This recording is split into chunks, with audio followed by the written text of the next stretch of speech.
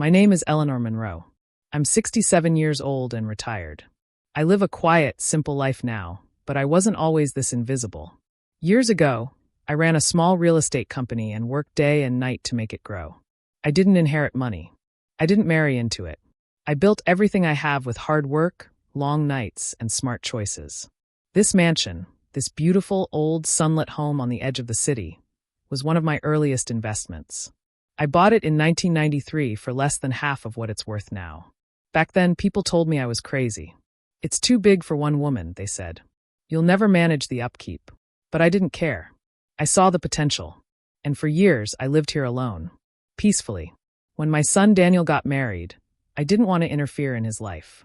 He was grown. He had his own family now. So I gave him space. I rarely visited. I sent birthday cards and warm texts, but I didn't want to be that mother-in-law who gets in the way. His wife, Samantha, was someone I didn't know well. We only met a few times during holidays. She always smiled politely but never really warmed up to me. Still, I told myself it's okay. Not everyone connects right away. But I had no idea how little she thought of me. A month ago, Daniel called me and said their apartment was undergoing renovations after a burst pipe. He asked if they could stay at my place for 3 weeks. Of course, I said yes. I even felt excited. Maybe this was a chance to bond with them, to finally feel like family again. I didn't tell them I owned the mansion. I never had. They always assumed I lived here as a caretaker for a friend or something. I never corrected them. Part of me liked the mystery. Another part felt it wasn't important. But I never expected what was about to happen. They arrived on a sunny Friday afternoon. Samantha stepped out of the car first. She was dressed in designer jeans, a tight white blouse, and sunglasses that probably cost more than my weekly grocery bill. She looked around the driveway with a wrinkled nose and said, "This place looks old-fashioned." Daniel smiled awkwardly. "It's peaceful, though, and rent-free." I came out to greet them. I wore my usual house clothes, an old cardigan and soft slippers. My hair was tied back in a loose bun, and I had just finished mopping the hallway. Before I could say a word, Samantha looked at me and said sharply, "Oh, we don't need help with bags. Just make sure the guest room has clean sheets." I blinked. She thought I was the housekeeper. Daniel didn't correct her. He just looked down at his phone. It was a strange, hollow moment. I opened my mouth to say something, but then closed it again. Maybe it was curiosity, maybe pride, but I wanted to see how far she'd go. So I nodded gently and said, "Of course, ma'am." The next morning, I made breakfast. Pancakes, eggs, orange juice, and fresh fruit. I even arranged it nicely on the dining table. When they came downstairs, Samantha barely looked at me. She sat down, took a bite of a strawberry, and muttered, "Not bad. You should consider using almond milk next time. Dairy bloats me." Daniel just smiled and ate. Not a word about the effort. Not even a thank you. As I walked back into the kitchen, I heard her whisper to Daniel, "At least the help knows how to cook." I stood there in silence. Something heavy settled in my chest. Not because I cared what she thought of me, but because my own son, my baby, said nothing. He let her speak to me like that. Later that afternoon, I was dusting the bookshelf when I heard loud voices coming from the living room. Samantha was on a video call with her friend. She laughed and said, "Yeah, we're staying at this huge place for free. Some old woman lives here. I think she's the maid or something. Probably lonely and broke." Her friend said something back, and Samantha laughed again. "I mean, she wears cardigans with holes in them. Who does that?" I froze behind the wall. I felt hot. Embarrassed. Not because of the cardigan, but because I let them into my home with open arms, and they treated me like I was less than them. That night, I sat on the porch alone. The stars were out, and the air was calm. But inside, something had shifted. The days went by, and nothing improved. Samantha began leaving laundry outside her room with little sticky notes that read, "Delicate, hand wash only." She left coffee mugs around the house and pointed at them when I walked by. "Can you take care of that?" She never looked me in the eye. Not once. One morning, she stood in the foyer, holding up a pair of heels and said, "These need polishing. Do you have shoe wax or something?" I replied calmly, "I'm not sure." "I'll check." Her reply? "Well, if you don't, maybe the owner should buy some." "Oh wait, you probably don't have the authority for that." She laughed at her own joke. I didn't laugh. I simply looked at her and smiled. Because I knew something she didn't. Something she would learn very soon. One afternoon, while I was organizing the linen closet, Samantha came storming in. "What is wrong with this place?" she barked. "The AC in the guest room isn't working properly. Honestly, what kind of estate is this? You'd think with all this space, someone would invest in basic comfort." I followed her quietly to the guest room. She stood with her arms crossed and looked at me like I was her employee. "Can you call the owner or the landlord or whoever? Just get it fixed," I said softly. "I'll take care of it." She didn't even say thanks. That evening, I sat by the fire with an old photo album. One picture caught my eye. It was me, standing in front of this house the day I bought it, holding the keys and smiling so wide it almost made me laugh. That girl still lived inside me. She just needed to wake up. 3 days later, Samantha came back from a shopping trip furious. The gate wouldn't open. I had to call Daniel. "This place needs upgrades. Tell the owner." I looked her straight in the eye and said, "I will." It was the first time I made direct eye contact with her. She looked confused for a second, then scoffed and walked away. Daniel trailed behind her, tired, like he'd been dragged through the mall for hours. He paused when he saw me and whispered, "Sorry, Mom." It was the first time he called me that in days. I didn't say anything. I just gave him a long, sad look. He knew. He felt the shame. And that was enough for now. Because I was almost ready. Almost ready to show them who I really was. Not the help. Not the maid. Not the forgotten old woman in a cardigan. But the woman who built this house from nothing. And who still held the keys. It had only been a little over a week since Daniel and Samantha moved in. But it already felt like years. I've always been patient. I've seen many winters in my life. But the way Samantha spoke to me, like I was invisible, like I was beneath her, it stirred something in me I hadn't felt in decades. Not anger. Not pride. Sadness. Not for myself, but for what my son had become by her side. He wasn't the boy who once sat beside me after school, asking for help with math. He wasn't the teenager who used to hug me tight before going out with friends. Now he was quiet, passive, nervous around his own wife. And what broke my heart more, he let her treat me like I was nothing. And I was beginning to wonder, did he forget who I was too? The next morning, I heard them arguing upstairs. Daniel sounded frustrated. "I just don't think you should speak to her like that," he said. "Like what?" Samantha shot back. "She's obviously the help. What? Do you want me to cook and clean? We're guests. She should be grateful we don't complain more." "Still," Daniel muttered. "She's older, at least show some respect." "Respect is earned," Samantha snapped. "And she hasn't done anything impressive except mop floors." I stood silently in the hallway, one step away from the stairs, holding a basket of folded laundry. I didn't move. I didn't cry. I just stood there and listened as my own daughter-in-law reduced me to someone unworthy of respect. That day, she called me 5 times to bring her things. First, a green smoothie. Then, a pair of sunglasses she had left in the car. Later, a scented candle from the guest bathroom. Each time, she snapped her fingers or shouted from across the room, "Hey, can you grab that for me?" Not please. Not could you. Just orders. Like I was a waitress in my own home. I obeyed. Not because I was weak, but because I was watching, learning, preparing.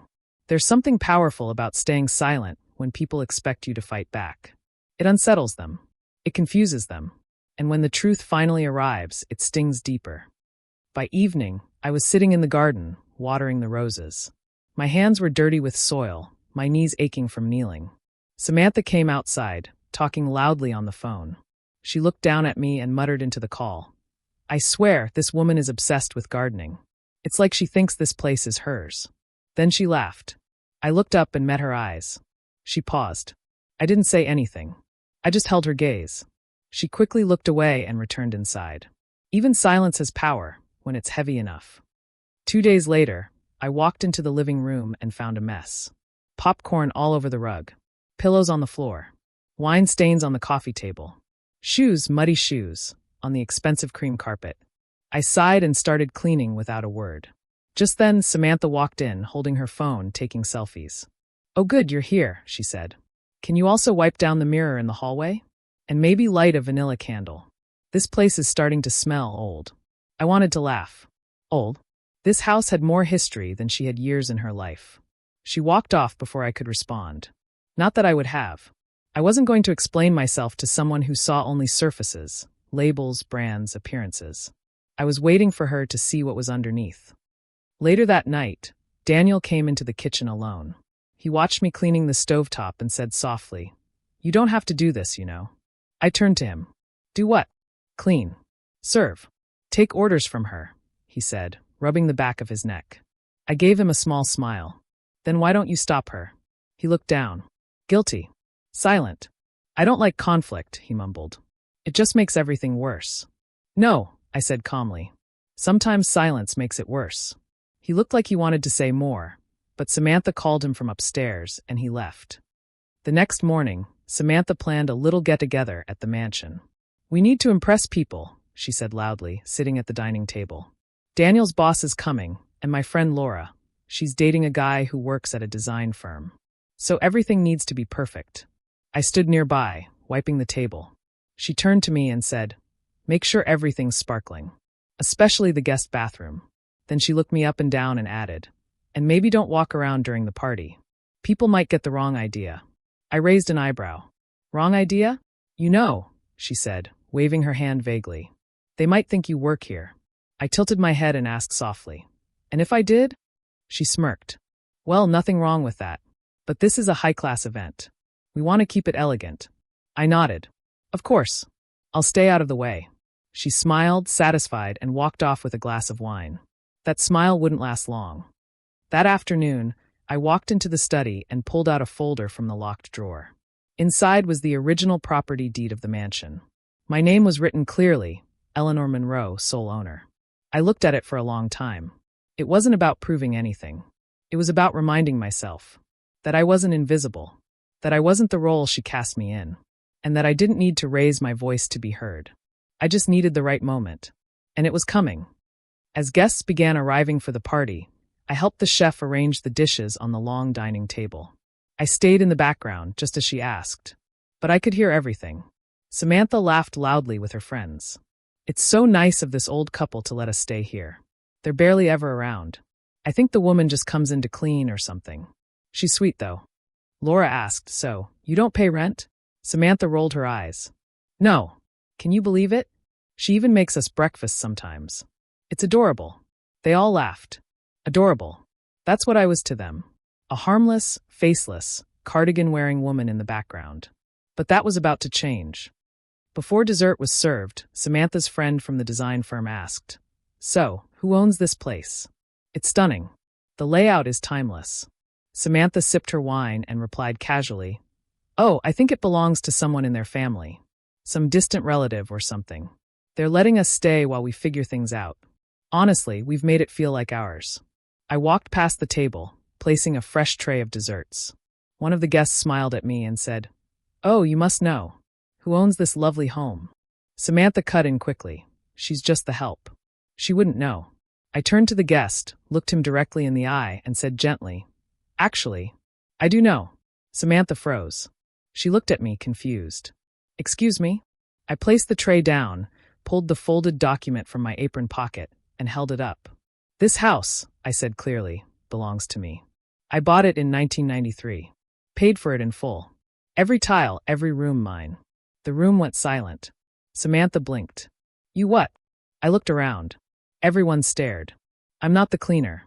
I'm not the maid. I'm the owner of this house. And the only reason you're still standing in it is because I let you." Samantha's face drained of all color. Daniel looked like he'd just swallowed glass. And the rest of the table? Dead. Silent. Just how I planned it. Silence. For a full 5 seconds after I spoke, there was nothing but the soft clinking of a dessert spoon falling onto a porcelain plate. Every eye in the room was fixed on me, as if they were seeing me for the very first time. I stood tall, calm, and composed, still holding the deed to the house in my hand.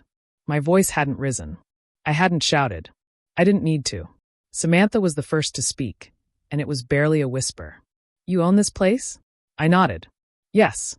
She laughed nervously. "No, that can't be right. Daniel said this was someone's family home." Daniel was frozen, staring down at the table, his face pale.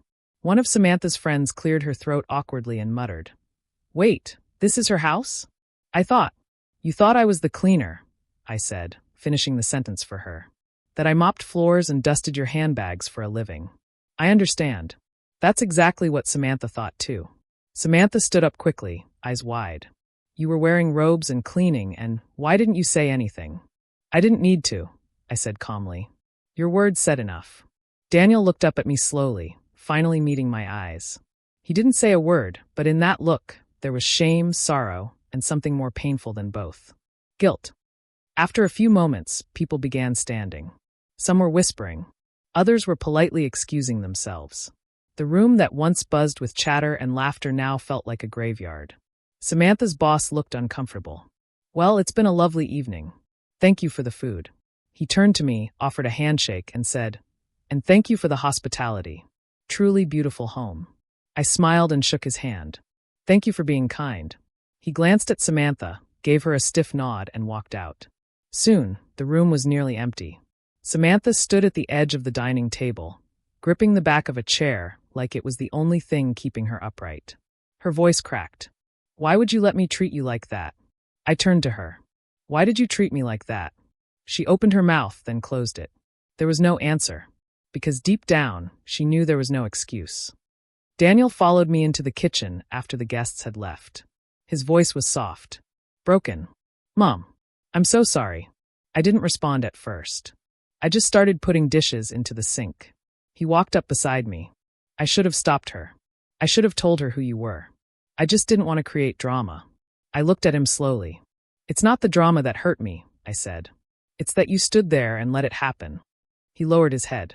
She treated me like a servant, Daniel. And you let her. I know, he whispered. We stood in silence for a long time. Just the sound of water running.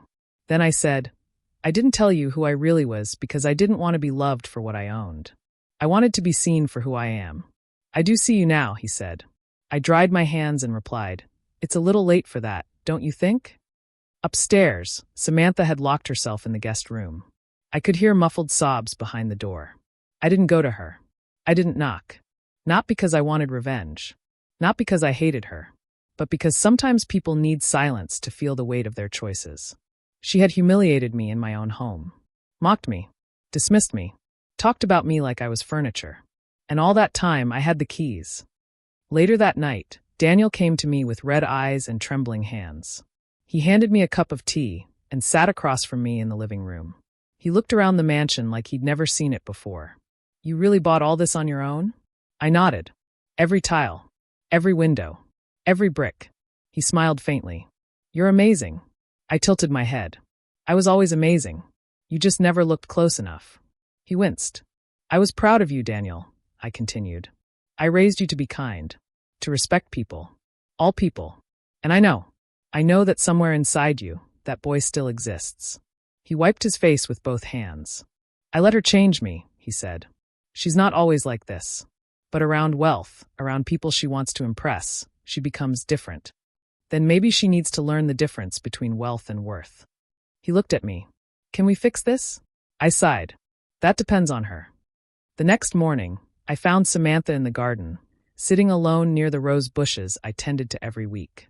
She looked up when I walked outside. Her face was puffy from crying. She didn't look angry anymore. She looked human. Good morning, I said. She nodded. I didn't sleep. Me neither. She stood up slowly. I don't even know where to begin. Try the truth. She looked away. I judged you. Without knowing you.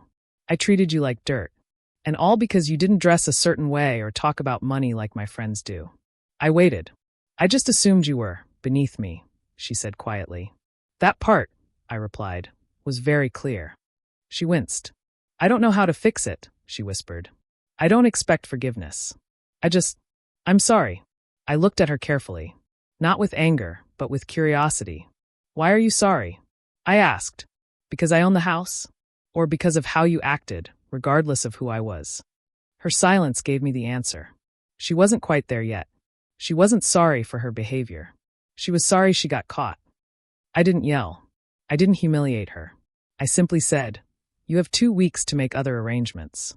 I'm reclaiming my space. Her mouth fell open. What? This home has been disrespected long enough. I opened my doors in kindness. And I won't let myself be stepped on inside my own walls. But Daniel is free to visit whenever he wants. But this house is mine. And I don't welcome cruelty. She started to argue. but stopped. Because for the first time, she realized I wasn't asking. I was telling. That evening, Daniel sat across from me again. He looked tired. "She told me what you said," he whispered. I didn't reply. "She's packing." I nodded. He leaned forward. "Can I ask what happens after this?" I met his eyes. "That depends. On both of you." He looked away, then back. "I want to rebuild things. With you. Not because of the house, but because you're my mother. And I let you down. For the first time in days, I softened. Then start by being better. By standing up when it matters. Even when it's uncomfortable." He nodded. And I saw that same little boy again, just for a moment. The one who used to hug me after school. He was still there. Just buried. That night, I sat in the study with the fireplace crackling softly. I looked around the room, at the bookshelves I built, the curtains I sewed, the photographs on the wall. This wasn't just a house. It was my legacy. And for a brief moment, I had almost let someone else write my story. Not anymore. 2 weeks. That's the time I gave them. 14 days to pack their things, make arrangements, and leave the home they didn't even know belonged to me until it was far too late. In those 2 weeks, everything changed, but not in the way they expected. There was no shouting. No chaos. Just quiet mornings and polite conversations that never went too deep. It was as if we were strangers now, walking around each other in silence, carrying the weight of everything unsaid. But even in silence, the truth remained heavy. And I had no plans to carry it for them anymore. On the 3rd day, Samantha started cleaning up after herself. She began folding laundry, vacuuming the guest room, and placing her dishes in the sink without being asked. I noticed, but I said nothing. On the 6th day, she baked a lemon cake and left it in the kitchen with a note. "Thank you for everything. I truly am sorry." I read it. Then I threw it away. Not because I hated her, but because sorry needs more than sugar and frosting to mean something. Daniel, on the other hand, stayed close. He followed me from room to room, trying to reconnect, trying to do small things, bringing me tea, offering to carry groceries, fixing a light bulb that had been flickering in the hallway for months. At night, he sat beside me in the living room and just listened. Some nights we talked about nothing. Some nights we talked about everything. "How did I become someone who stood there and let that happen?" he asked one evening, staring into the fireplace. I looked at him and replied, "Because you didn't know who you were anymore. When you forget who you are, you let other people decide for you." He nodded slowly. "I want to be better," he whispered. "For real this time. Then start by choosing people who lift you, not people who use you." He didn't respond, but I could see it. He was beginning to understand. On the 11th day, Samantha asked to speak to me. I was sitting on the patio, sipping morning tea. The sun was barely up, casting golden light across the lawn. She stood by the door awkwardly, holding something in her hands. A small velvet box. "I want to return this," she said, walking over and placing it gently on the table. I opened it. Inside was a gold bracelet, mine. One I had noticed missing months ago, but never mentioned. I looked up at her. "I took it," she admitted quietly. "Back when we visited you for Christmas. I thought you wouldn't notice. I saw it in your drawer and I thought it didn't matter." She paused, then added, "I was wrong." I said nothing. She sat across from me. "I judged you," she said again. "I mocked you. And then I stole from you. Not just things, but your dignity, your peace, your home. And I don't know if I deserve forgiveness. But I needed you to know the truth." She was trembling, hands shaking slightly. I looked at her carefully. For the first time, I saw the wall around her crack. And behind it, a scared, lost girl pretending to be powerful. I picked up the bracelet and said softly, "People think money gives you class. But real class is how you treat someone who has nothing to give you." She nodded slowly. "I see that now." Then she stood up and walked away quietly. No drama. No begging. Just silence. And that told me more than words ever could. On the 14th day, they left. They didn't ask to stay longer. They didn't argue. They simply packed, carried their bags to the car, and stood by the front door one last time. Daniel hugged me tightly. He didn't say much, but his embrace was stronger than it had been in years. Samantha stood beside him, holding a small plant I had placed in their guest room the day they arrived. "Can I keep this?" she asked. I nodded. Then she did something unexpected. She reached into her purse, pulled out a small brass key, the spare key to the mansion, and placed it gently in my palm. Her voice was low. Humble. I don't deserve to keep this. I closed my fingers around the key and said, maybe one day, if you grow into someone new, we'll talk again. Her eyes watered. Then she nodded and walked away. After they left, the house felt different. Not empty. Peaceful. Like it had been waiting to exhale. I walked through the halls slowly, touching the wooden railings, the old family photos, the soft velvet curtains I had chosen 30 years ago. And then I stopped at the front door and locked it, slowly, firmly. Not out of anger. Not out of fear. But out of finality. Because sometimes, the kindest thing you can do is close the door. Not to punish someone, but to protect your peace. That evening, I lit a candle and sat on the floor of my study, surrounded by old photo albums. I flipped through images of Daniel as a boy, me as a young woman, my first paycheck, the day I signed the deed to the mansion. Tears slipped quietly down my cheeks. Not from pain, but from relief.